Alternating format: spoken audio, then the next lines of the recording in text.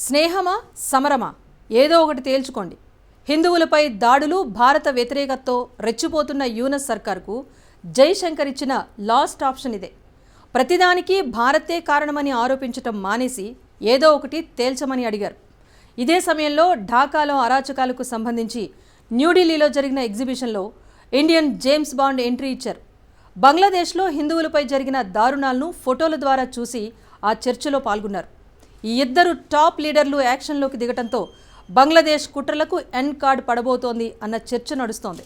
ఇందుకు Jaishankar warning, Ajit Doval serious యాక్షన్తో Yunus సర్కారుకు Bharat ఇస్తున్న message ఏంటి? బంగ్లా దారికి రాకపోతే నెక్స్ట్ యాక్షన్ ఎలా ఉండబోతోంది? Watch the story. యూనస్ ప్రభుత్వానికి జైశంకర్ సీరియస్ వార్నింగ్.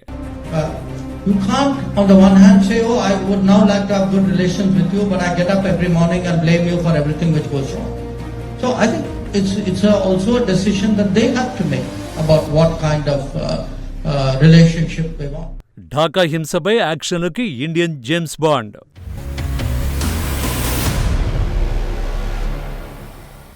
బంగ్లాదేశ్తో ఆమీతుమీకి ఇండియా సిద్ధపడుతోందా? అర్ధరాత్రి తలుపులు కొడుతున్నారు, తీయకపోతే బద్దలు కొడుతున్నారు, అందినంత దోచుకుంటున్నారు, అడ్డొస్తే దాడులకు సైతం వెనుకాడ్డం లేదు. షేక్ హసీనా నిష్క్రమణ తర్వాత బంగ్లాదేశ్లో మైనారిటీలు అనుభవిస్తున్న నరకయాతన ఇది. ఇందులో అధికంగా హిందువులే లక్ష్యంగా దాడులు జరుగుతున్నాయి. హిందువులపై మాత్రమే కాదు, కనిపించిన ఆలయాలను విధ్వంసకారులు ధ్వంసం చేస్తున్నారు. ఇప్పటికీ ఆ పరిస్థితుల్లో మార్పేమీ లేదు. ఇదంతా రాడికల్ ఇస్లామిస్టుల పని అని, జమాతే వెనకొండి నడిపిస్తున్న కుట్ర అని ప్రపంచం మొత్తానికి తెలుసు. కానీ యూనస్ ప్రభుత్వం మాత్రం ఇవన్నీ భారత మీడియా సృష్టి అని కొట్టిపారేసింది. హసీనా బంగ్లాదేశ్ను వీడిన నాటి నుంచే ఇదే మాటకు కట్టుబడి ఉంది. భారత్ ఎన్నిసార్లు ఇదేంటని ప్రశ్నించినా యూనస్ సర్కారు తీరు అదే. తమ దేశంలో మైనారిటీలు ప్రశాంతంగా నిద్రపోతున్నారంటూ అడ్డంగా వాదిస్తూ వచ్చింది. చివరికి యూనస్ సర్కారు వైఖరితో విసిగిపోయిన మోడీ ప్రభుత్వం యాక్షన్ మార్చి విదేశాంగ శాఖ ప్రతినిధులను ఢాకాకు పంపింది.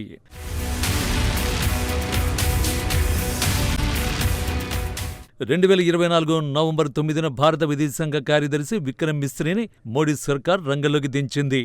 ఆయన బంగ్లాదేశ్ విదేశాంగ కార్యదర్శులతో చర్చించారు. తర్వాత యూనస్తోనూ భేటీ అయ్యారు. ఇది జరిగిన తర్వాతే బంగ్లాదేశ్ హిందువులపై దాడుల మాట నిజమే అని అంగీకరించింది. షేక్ హసీనా రాజీనామా అనంతరం ఆగస్టు 5 నుంచి అక్టోబర్ 22 మధ్యలో మైనారిటీలపై 88 మతపరమైన హింసాత్మక ఘటనలు జరిగినట్లు ఒప్పుకుంది. వీరిలో ముఖ్యంగా హిందువులకు సంబంధించినవే ఉన్నట్టు తెలిపింది. మతపరమైన హింసాత్మక ఘటనల్లో 70 మందిని అరెస్ట్ చేసినట్లు వివరించింది. కానీ మనకు కావలసింది అప్పటి వరకు జరిగిన దాడుల వివరాలు కాదు, హిందువులపై దాడుల్ని అరికట్టే యాక్షన్. ఈ విషయంలో యూనస్ ప్రభుత్వం ఎంతవరకు నిబద్ధతతో ఉంటుందన్న అనుమానాలు వ్యక్తమయ్యాయి. చివరికి ఆ అనుమానాలే నిజం చేస్తూ యూనస్ ప్రభుత్వం మాట మార్చింది, మళ్లీ మొదటికొచ్చింది. భారత ప్రభుత్వం రాద్ధాంతం తప్ప తమ దేశంలో హిందువులంతా సేఫ్గా ఉన్నారని పాత పలుకులే పలకడం మొదలుపెట్టింది.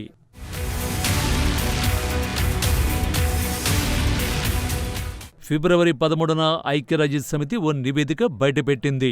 బంగ్లాదేశ్లో గత ఏడాది అక్కడ హిందువులు, అహ్మదీయ ముస్లింలు, బౌద్ధులు, క్రైస్తవులు, ఇతర తెగలకు చెందిన పౌరులు మానవ హక్కుల ఉల్లంఘనలకు గురయ్యారని ఐక్యరాజ్యసమితి నివేదిక వెల్లడించింది. జాతి వివక్ష వ్యతిరేక నిరసనల సందర్భంగానూ ఆ తర్వాత ఈ పరిస్థితి తలెత్తిందని తెలిపింది. బంగ్లాదేశ్లో హసీనా ప్రభుత్వం పతనమయ్యాక హిందువులకు చెందిన గృహాలు, వ్యాపారాలు, ఆలయాలపై భారీ దాడులు జరిగాయి. ముఖ్యంగా ఠాకూర్గాంవ్, లాల్మోనిర్హట్, దినాజ్పూర్, సిల్హెట్, కొల్నా, రంగపూర్ వంటి చారిత్రక ప్రాంతాలతో పాటు గ్రామాలలోనూ ఈ దారుణాలు చోటు చేసుకున్నాయి. అవామీ లీగ్ మద్దతుదారులు లక్ష్యంగా ఈ విధ్వంసం జరిగిందని the office of the high commissioner for human rights fact finding నివేదిక తెలిపింది. మత ఘర్షణలకు భయపడి పలు గ్రామాలకు చెందిన సుమారు 3000 నుంచి 4000 మంది హిందువులు భారత సరిహద్దు వద్ద ఆశ్రయం పొందారని తెలిపింది. ఫిబ్రవరి 21వ తేదీన BSF director general Daljit Singh Chaudhary, Bangladesh border guarding దళం అధిపతి మధ్య ఉన్నత స్థాయి సంప్రదింపులు జరిగాయి. అప్పుడు బంగ్లా తీరు అదే. తమ దేశంలో మైనారిటీలపై భారీగా దాడులు జరిగాయంటూ వచ్చిన నివేదికలన్నీ అతిశయోక్తులేనని, మైనారిటీలపై ఎటువంటి దాడులు జరగలేదని బంగ్లాదేశ్ బోర్డర్ గార్డింగ్ దళం అధిపతి చెప్పారు. తమ దేశంలో హిందువుల పరిరక్షణకు అధికారులు అన్ని రకాల చర్యలు తీసుకున్నారని, దుర్గా పూజకు తన కార్యాలయమే వ్యక్తిగతంగా రక్షణ కల్పించిందని గొప్పలు చెప్పుకున్నారు. ఈ డబుల్ యాక్షనే మోడీ సర్కార్కు చెర్రెత్తేలా చేస్తోంది.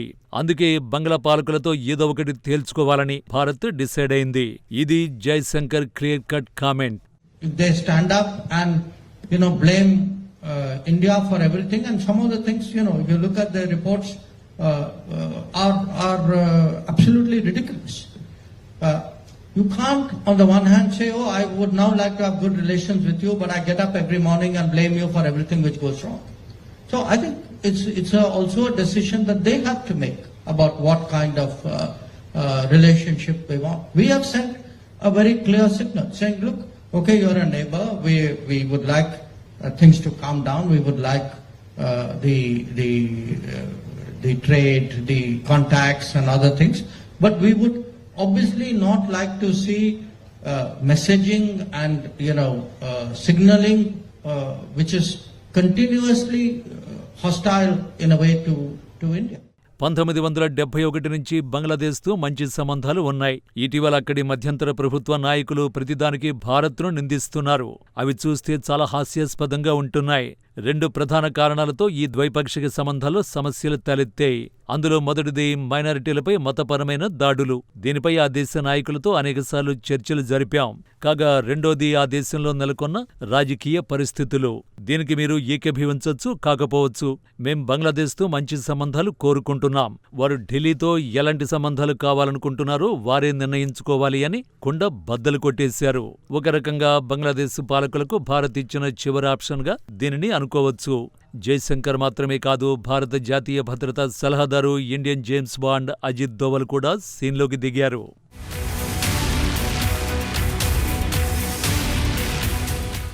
ఇక్కడ అజిత్ దోవల్ సీరియస్ గా పరిశీలిస్తోంది బంగ్లాదేశ్లో హిందువులపై జరిగిన దాడులను కళ్లకు కట్టి ఫోటోలనే.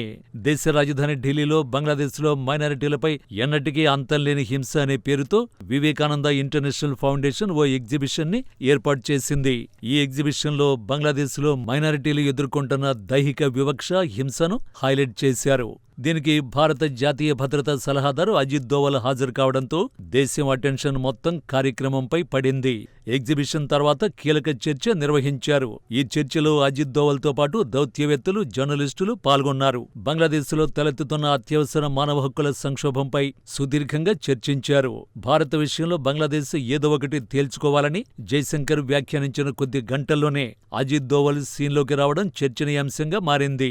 బంగ్లాదేశ్లో హిందువులపై దాడుల్ని అడ్డుకునేలా యూనస్ సర్కార్పై ఒత్తిడి పెంచడమే ఈ ఇద్దరు నేతల యాక్షన్గా కనిపిస్తోంది.